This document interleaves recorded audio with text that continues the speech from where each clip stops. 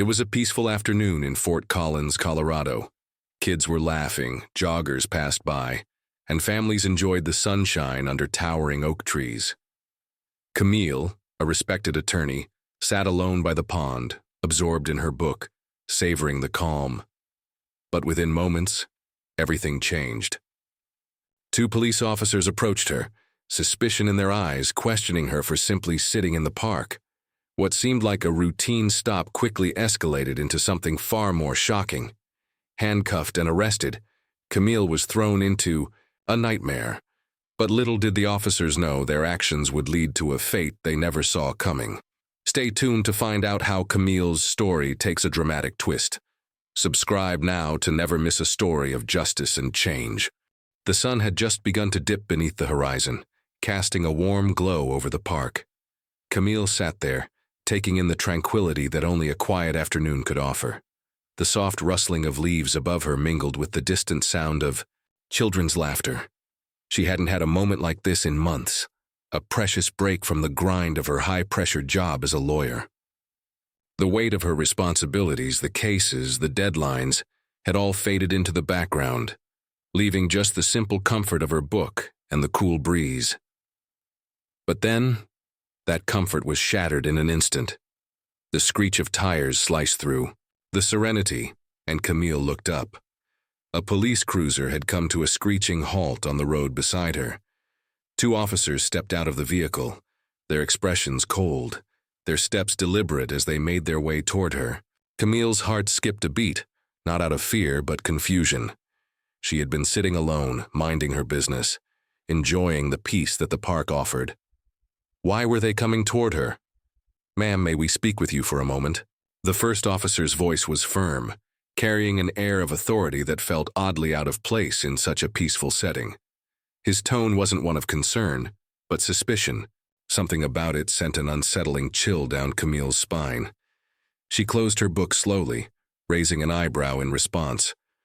"Of course," she replied, her voice calm, betraying none of the questions swirling in her mind. Why were they bothering her? She hadn't done anything wrong. She was simply sitting in the park.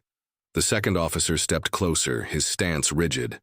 "We got a call about some suspicious activity in the area. Mind telling us what you're doing here?" His eyes narrowed, scanning her face, as if trying to catch her in a lie. Suspicious activity? Camille felt a pang of irritation. Was reading a book in the park now considered suspicious? "Sitting here reading," Camille said, holding up her book to emphasize the simplicity of her actions. The officers exchanged glances but didn't move. They didn't seem convinced. "Can we see some ID?" The demand came with the weight of an accusation, not a polite request. Camille's pulse quickened. Something felt off. She reached into her bag, her mind racing. What was happening? Was this really just a routine stop? Or was something else at play here? She handed over her driver's license without a word. The first officer took it, his fingers dragging over it with unnecessary force. "Camille Johnson." He read aloud, almost mockingly. "What's your business here, Miss Johnson?" Her eyes flicked to the second officer, who was watching her intently. The tension in the air was thick, heavy with something more than just a simple exchange. Camille inhaled deeply, trying to steady her thoughts. "I live here. I came here to enjoy the park. Is that a problem?" The officer didn't respond immediately. His lips tightened, and for a moment, it seemed like he was weighing her words, searching for something that didn't quite fit.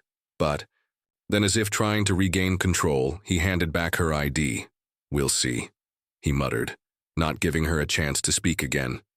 But they didn't leave. Instead, they lingered, still watching her like hawks, their presence suffocating. Camille's mind raced, trying to make sense of the situation.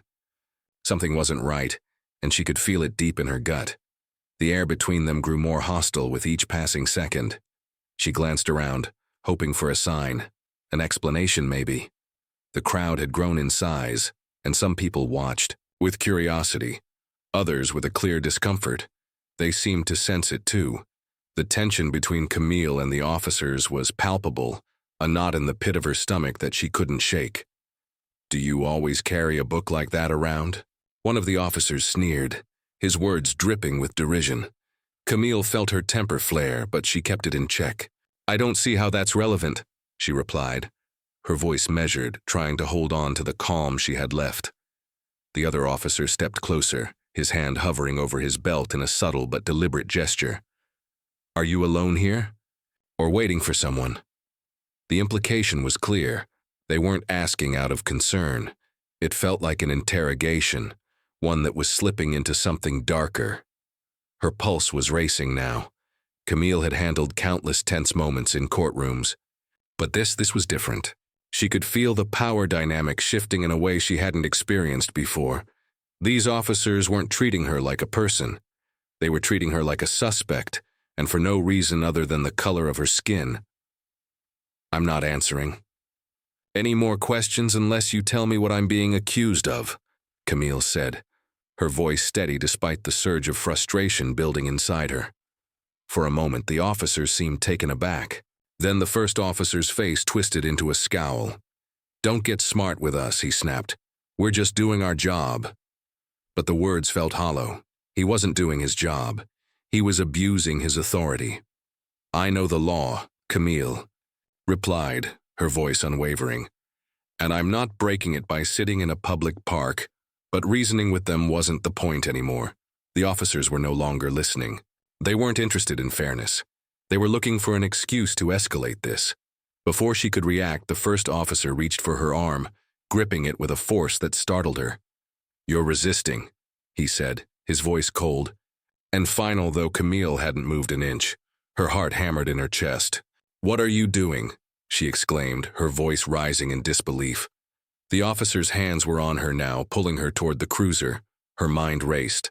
How had this gone so wrong, so quickly? She could hear the murmurs of the crowd around. Her growing louder, and one man pulled out his phone, recording the scene. "Stop resisting." The officer's voice was louder now, almost theatrical, as if performing for the growing audience. Camille's stomach turned. The injustice was almost surreal. She wanted to scream, to demand they stop, but all she could do was hold on to her composure. She felt the cold metal of the handcuffs snap around her wrists, and for a fleeting moment, she couldn't breathe. Humiliation flooded her, but beneath that there was something deeper. Anger, defiance, a burning need for justice. The officers led her to the cruiser, ignoring the questions from the onlookers. Camille kept her eyes forward, refusing to show any weakness. But as she was shoved into the back seat, she turned her head to the crowd. One young woman caught her gaze and held up her phone, silently pledging to document the injustice. Camille couldn't help but nod, a silent acknowledgement of the fight that was about to unfold. As the door slammed shut behind her, Camille closed her eyes. This wasn't the end. This was only the beginning. Camille sat in the back of the police cruiser, the weight of the handcuffs biting into her wrists as the car sped through the city streets. The hum of the engine was a constant backdrop to her thoughts, a mechanical noise that felt like it was cutting through her mind. Her chest was tight, her heart pounding in rhythm with the sirens. Each bump in the road seemed to jolt her further into disbelief. She had been wrongfully arrested. It didn't make sense. She, Camille Johnson, respected attorney, advocate for justice, was now on the other side of the law, being treated like a criminal.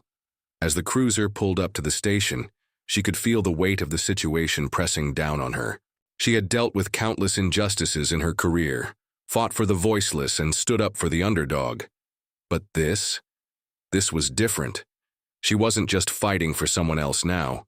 She was fighting for herself. The officers led her through the station, their hands on her arms, guiding her like a prisoner. Camille's mind raced, trying to process the situation. But all she could feel was the overwhelming sense of humiliation. The booking process was cold, clinical.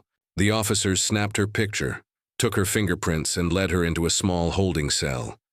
The fluorescent lights overhead flickered as they buzzed incessantly, a reminder of the bleakness of the situation. In the midst of it all, Camille couldn't stop thinking about the community outside, about the people who would see her being dragged away in handcuffs. The crowd at the park, the onlookers who had quietly watched her arrest unfold, and most importantly, the young woman who had recorded the entire incident. Camille had caught her gaze as the car door slammed shut, and she had seen that silent promise. The fight wasn't over. Her thoughts were interrupted when a young officer, no more than a few years out of training, approached the cell with a clipboard. He looked nervous, his eyes shifting from Camille to the paper in his hands. "Miss Johnson, you've been charged with resisting arrest and obstructing a peace officer," he said flatly, almost apologetically. Camille's jaw tightened. She had expected this. She had expected them to try and justify the unjustifiable. "On what grounds?" she demanded, her voice sharper than she intended. "You can discuss that in court," the officer replied, his voice wavering slightly as he quickly turned and walked away, leaving her alone in the sterile, dimly lit cell. Camille exhaled slowly, her mind whirling. She knew the charges were baseless, but she also knew that the legal battle ahead wasn't going to be easy. Not by a long shot. Outside the holding cell, the scene was chaos. The news of Camille's arrest had spread quickly, and the small-town police station had become a hotbed of activity. Reporters, curious onlookers, and even concerned neighbors had gathered. Among them was Marissa, Camille's closest friend and confidant. Marissa had been shocked when she'd heard the news. She had known Camille for years, had seen her fight. For justice in courtrooms had witnessed her quiet strength, her unshakable resolve. She couldn't fathom how her best friend had ended up in handcuffs, being treated like a common criminal. She had rushed to the station as soon as she could, hoping to find Camille and offer whatever support she could. But as she waited outside, the station pacing nervously, her mind kept returning to the same question. How could this have happened? She had seen the video. The footage of Camille, calm but clearly irritated, being dragged from the park in front of an audience. The officers had been rough with her, treating her like a suspect instead of a citizen with rights, and now they had arrested her for resisting arrest. It didn't add up. Camille wasn't the type to resist authority. She was the one who spoke, out for the oppressed, for the disenfranchised. But this felt different. This wasn't just a case of mistaken identity or a simple misunderstanding. This was a blatant abuse of power. Marissa wasn't naive. She knew there were systemic issues in law enforcement, especially when it came to people of color. She had seen the headlines, heard the stories, and understood the frustration that came with fighting for change. But watching Camille, someone she knew so well, someone she loved, suffer this injustice hit her harder than anything she had ever felt. Her heart ached for her friend, but it also burned with the same rage that Camille had to be feeling. It was almost an hour before the officer came to inform her that Camille was being released on bail. Marissa rushed inside, her heart hammering as she went through security, hoping to see her best friend to make sure she was okay. When Camille finally emerged, she looked the same, calm, composed, but her eyes held a sadness that Marissa had never seen before. She rushed over, her concern written all over her face. "Are you okay?" she asked, her voice trembling slightly. Camille nodded, though the gesture felt hollow. "I'm fine," she said, but her voice was distant, and Marissa could tell that Camille wasn't fine, not by a long shot. They walked to the car in silence, the weight of the situation hanging between them. Marissa kept glancing at Camille, hoping for some sign that she was processing what had just happened, that she wasn't burying it all inside. Finally, Camille broke the silence.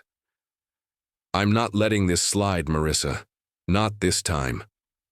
Marissa's grip tightened on the steering wheel, her knuckles going white.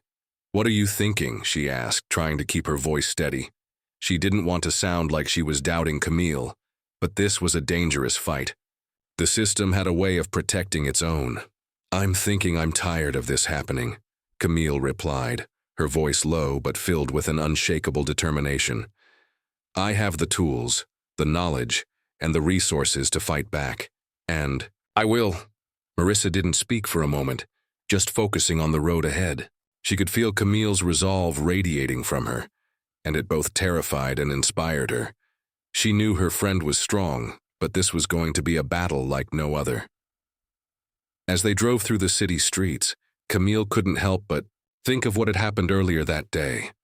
The arrest, the officers' faces as they led her away like a criminal, the feeling of helplessness. But now, there was something else. A fire had been lit inside her, a determination that wasn't going to fade. The fight wasn't just for her. It was for everyone who had ever been wrongly accused, who had been mistreated, who had been silenced. Marissa glanced at her, sensing the shift in Camille. She could see the fight in her eyes, the spark of defiance that would carry them both forward.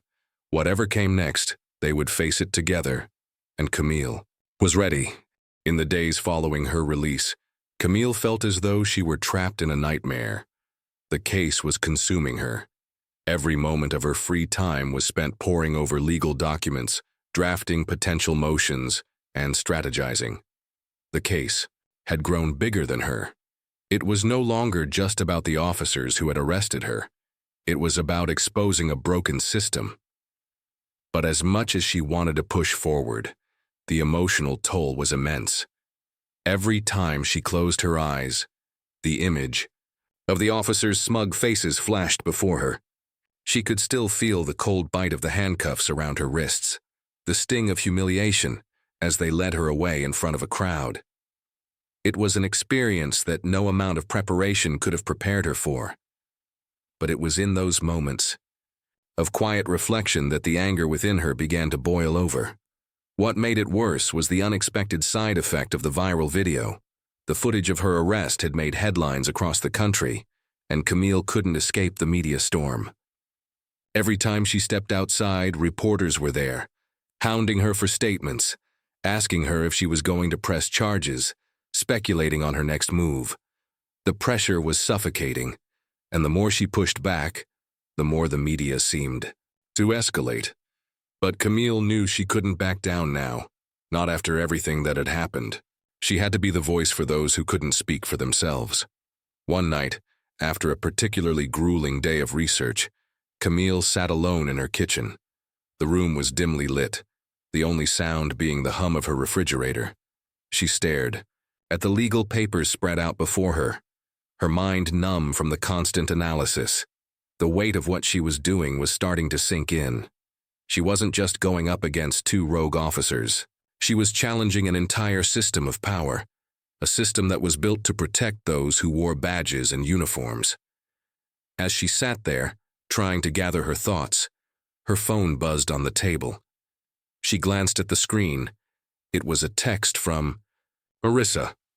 "Camille, I think you should see this. It's about the officers." Camille's pulse quickened. She knew something wasn't right. The officers were starting to feel the pressure, and it was only a matter of time before they retaliated. She tapped on the message and opened the link. The video that appeared on her screen made her stomach drop. It was a clip from an internal police meeting, secretly recorded by someone within the department. The officers were talking about her case. Camille could hear their voices, distorted by the grainy footage, but their words were clear. "We can't let her win this. She's got too much attention on her," one officer's voice said, dripping with contempt. "We have to make sure she understands that we don't back down. She's nothing but a lawyer trying to make a name for herself." Camille's hand trembled as she held the phone. Anger surged through her. They were threatening her. She knew it wasn't just about the case anymore. It was personal for them. This was about power, control, and the unwillingness to admit when they were wrong. Her mind raced. How could she prove this? How could she expose them without jeopardizing the case she was working so hard on? But the more she thought about it, the more she realized that this might be exactly what she needed. The officers were already digging their own grave by showing their true colors. Now, it was time for Camille to fight back in a way that would make them regret ever crossing her path. She immediately called Marissa. When Marissa picked up, Camille didn't waste time. "We need to use this. We have to make it public," Camille said, her voice sharp with determination. Marissa was silent for a moment before responding. "Camille, you know this could make things even more dangerous. They're already retaliating. What if this pushes them to go further?" "I don't care," Camille shot back, her voice cold. They think they can intimidate me. They think they can bully me into silence, but I won't let them, not now. Not after everything I've been through. Not after everything we've been through. There was a long pause on the other end of the line. Marissa knew Camille wasn't going to back down. She had seen the fire in her friend's eyes, and it was burning brighter than ever before. Still, the risks were terrifying. Okay, Marissa finally said, but we need to be careful. If we go public with this, we need to make sure we have everything in order. No loose ends, Camille agreed, her mind already calculating the next steps. She knew what this meant. It meant she was no longer just a victim of injustice. She was now a target, a symbol of resistance. But she was ready for it. In the days that followed, the tension in Camille's life only escalated. The officers began to act out even more aggressively. She received anonymous threats in the mail, angry letters laced with racial slurs, accusations of being too uppity, and veiled warnings about what would happen if she continued to stir up trouble. But Camille wasn't fazed. Each letter, each threat only fueled her determination. She and Marissa worked together in secret, gathering evidence, cross-referencing statements, and preparing their next move. The video, once released, would be their ace in the hole. But they couldn't do it alone. Camille needed to take her case beyond the courtroom. She needed to make sure the world knew what was happening in Fort Collins. One evening, as Camille sat down to finalize her strategy, her phone rang again. This time it was from the local news station. They wanted an exclusive interview. This was the moment. Camille had been waiting for this, waiting for the opportunity to turn the tide, to show the world that justice wasn't just something that happened in courtrooms. It was something that had to be fought for every single day. Her fingers hovered over the screen of her phone as she looked out the window, watching the sun set over the city. The moment of truth was here. Would she back down, or would she fight? With everything she had? With a deep breath, she pressed the answer button. It's time, she whispered to herself. And for the first time since that fateful day in the park, Camille finally felt like she was in control again. The day of the court hearing had arrived, and the tension in the air was nearly suffocating. Camille stood in front of the mirror in her office, staring at her reflection. The black robe felt heavier than it ever had before, not because of its weight, but because of what it represented. She wasn't just a judge today. She wasn't just a lawyer fighting for justice. Today, Camille was facing the very men who had wrongfully arrested her. The same men who had tried to strip her of her dignity, who had used their power to humiliate her in front of a crowd. Her reflection stared back at her, but this time, it wasn't the calm, composed Camille everyone knew. No, this was someone different. This was someone who had fought through hell and back, who had been pushed to the brink but refused to break. This was the woman who was about to make a statement, not just for herself, but for everyone who had been silenced, for everyone who had suffered because of the same system that had tried to crush her. She took a deep breath, straightened her shoulders, and stepped out of the office, her heart pounding with anticipation. The courthouse felt different today, as if the building itself was holding its breath. The hallway buzzed with murmurs, but all Camille could hear was the sound of her own heartbeat. She walked down the long corridor to the courtroom, each step echoing in the silence that surrounded her. When she entered the courtroom, all eyes were on her. The officers who had arrested her, Officers Carter and Daniels, were already seated at the defendant's table, their expressions tight, their eyes filled with a mix of disbelief and resentment. Camille could feel their gaze, like a weight pressing down on her chest. The room was packed, reporters sitting in the back, cameras trained on her. This wasn't just any case. This was the case that had become a symbol of resilience, of standing up in the face of injustice, of the fight for accountability. Camille didn't waver. She took her seat at the bench, her gaze sweeping over the room. Her eyes briefly met the officers. Carter's face went pale. Daniels shifted uncomfortably in his chair. For a brief moment, Camille allowed herself to feel the power in the situation. These were the men who had tried to break her, and now they were the ones who would have to face her. The proceedings. began. The attorneys presented their opening arguments, but Camille barely heard their words. Her mind was elsewhere, focused on the task at hand. Every word, every piece of evidence brought her closer to the moment when she would finally make her decision, when justice would be served. But deep down, she knew this wasn't going to be just another case. This was personal. As the trial went on, Camille listened carefully to the testimonies, but her thoughts kept drifting back to that day in the park, to the way the officers had treated her. She could still feel the cold metal of the handcuffs, the humiliation of being dragged away. But with each passing moment, that pain was replaced with a burning desire for accountability. These men had abused their power. They had broken the law, and they needed to be held accountable for their actions. The courtroom was heavy with tension as the defense attorney attempted to justify their actions. He spoke of miscommunication, of escalated circumstances. He tried to paint the officers as victims of a situation gone wrong, but Camille wasn't fooled. She had seen it all, their disregard for her rights, the way they had treated her like a criminal for doing nothing more than sitting in a park. Then, it was time for the officers to testify. Camille's gaze never left them as they took the stand. Carter went first. He was visibly nervous, his hands fidgeting in his lap. As he spoke, his voice wavered. "I thought the situation was escalating," he said, his eyes flickering between the defense attorney and Camille. "I made a judgment call." "Your judgment call was wrong," Camille said quietly, but her voice carried across the room sharp and clear. The words hung in the air like a challenge. She could see the unease in his eyes, the discomfort that had settled in his posture. For the first time, the officer seemed small, diminished by the weight of the truth. Carter tried to defend himself, but Camille wasn't letting him off the hook. She had heard enough. "You tackled an unarmed woman to the ground for sitting in a park," she said. "You didn't make a judgment call. You made a choice to abuse your power." The room was silent, the weight of Camille's words settling in. The officers shifted uncomfortably, and for a moment it seemed like they didn't know how to react.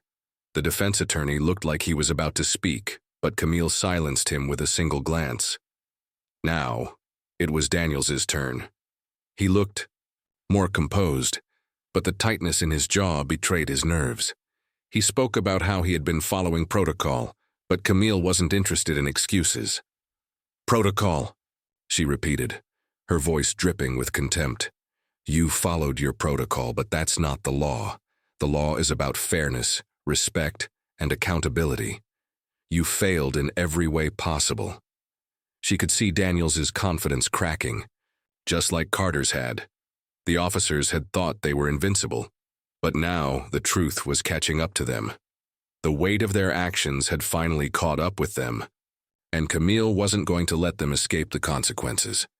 The closing arguments came, and Camille sat back, her mind made up. The evidence was clear. The officers had violated her rights. They had abused their power, and it was time for them to face the consequences. The courtroom was charged with energy as she prepared to deliver her verdict. She could feel the eyes of the world on her, waiting for her decision. She had no doubt about what she had to do. As she raised the gavel, ready to bring the proceedings to a close, her thoughts flashed back to that moment in the park, to the pain and humiliation she had endured. But now, as she held the gavel in her hand, she knew that she had overcome it. She had turned the pain into something stronger, something that would make a difference. With a final strike of the gavel, Camille declared, "This court finds the defendants guilty. They will face suspension without pay, mandatory retraining, and a permanent record of their actions. Justice will be served." The room erupted in murmurs, but Camille stood firm, her eyes never leaving the officers as they slowly stood to face the consequences of their actions. They had thought they could break her, but they had underestimated her, and now Camille had won. The battle was over, but the war for justice was far from finished. And as Camille walked out of the courtroom, the weight of her decision hanging heavy on her shoulders, she knew that this was just the beginning of a much larger fight. But today, she had taken back her power, and she had shown the world that justice could prevail. The weeks following the trial felt like a whirlwind for Camille. News outlets covered the outcome, but the public's response was anything but simple. Some hailed her as a hero, others criticized her decision, claiming that her personal experience had clouded her judgment. But Camille didn't pay attention to the noise. She had made her choice, and the court had spoken. The officers had been held accountable, and the precedent had been set. What mattered now was not what people said, but the change she had ignited. The ripple effect of her actions began to spread throughout the community. The case had sparked conversations at town halls, schools, and even corporate offices. People who had once been passive observers of injustice now felt empowered to speak up. Camille had used her own pain as a stepping stone for something larger, something more meaningful. She had turned her experience into a catalyst for change. In the weeks that followed, she received countless messages of support, some from strangers, some from those who had faced similar injustices. Each message, each story shared, reminded Camille why she had taken the stand she did. This fight had never been just about her. It had always been about those who had no voice, those who had been silenced by the system, those who had suffered in ways that people like her never saw. Now, those voices were being heard. Marissa stood by her side through it all. While Camille had been the face of the fight, Marissa had been her rock. She had seen Camille struggle, had seen the moments of doubt and pain, but also the unrelenting drive to keep pushing forward. Marissa was there when Camille felt like giving up, and she was there when Camille was too tired to keep fighting. Together, they had come a long way from that fateful day in the park. One evening, a month after the trial, Camille sat at her kitchen table, her laptop open in front of her. She had just finished reading another email from someone whose life had been touched by her story. The weight of it all still hadn't fully sunk in, the realization that she had truly made a difference, that something she had started in pain had turned into something so much greater than herself.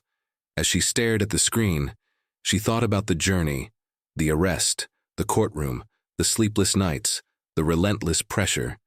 She had questioned herself more times than she could count. But now, with the trial behind her and the officers held accountable, she could see it more clearly. She had come out on the other side stronger, more determined than ever. She had faced her fears, confronted the injustices in her life, and emerged victorious, not just for herself, but for the countless others who would never have their day in court. Camille closed her laptop and leaned back in her chair. The weight of everything she had been through, the weight of the change she had helped spark, settled into her bones.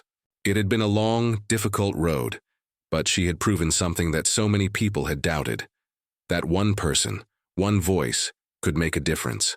That the fight for justice, no matter how difficult, was worth every sacrifice. She stood up, walked over to the window, and looked out at the city. The lights twinkled in the distance, and she could see people walking down the streets, living their lives, oblivious to the battles being fought behind closed doors. It was humbling, knowing that there was still so much work to be done. But Camille was no longer afraid. She had faced the darkness, and she had come out stronger. She had seen firsthand the power of standing up for what was right, no matter the cost. In the weeks that followed, Camille continued her advocacy for police reform, working with local community leaders, activists, and lawmakers to ensure that what had happened to her would not happen again. She spoke at town halls, met with citizens to hear their stories, and tirelessly pushed for legislative change. But even as she worked, she knew the fight was ongoing. The system was slow to change, and progress wasn't always linear. But Camille had learned something powerful throughout this journey. Change didn't come from waiting for others to act. It came from taking a stand, from refusing to let injustice go unchallenged, from using your voice to spark a movement, no matter how small it seemed at the time. As the months passed, Camille's story continued to inspire those around her. And though the battle was far from over, she had built something solid, something that couldn't be taken away. She had shown the world that when one person stands up, others will follow. that a single act of defiance, no matter how small, could bring about a wave of change. The final lesson Camille had learned was that true justice wasn't just about holding people accountable in a courtroom. It was about creating a world where everyone, regardless of race, gender, or background, was treated with dignity and respect. And as she stood there, looking out at the world she had fought so hard to change, Camille knew that her work wasn't done. But for the first time in a long while, she could breathe a little easier, knowing that she had done something that mattered. She had fought for justice, not for the applause or the recognition, but because it was the right thing to do. And in the end, that was what made all the difference. As the credits rolled, Camille's voice echoed in the background, a reminder to the viewers. Don't wait for change to come to you. Be the change. Fight for what's right even when the odds are against you. Because change starts with you. And with that, the screen faded to black, leaving behind a message of hope, courage, and an unwavering belief in the power of one voice to spark change.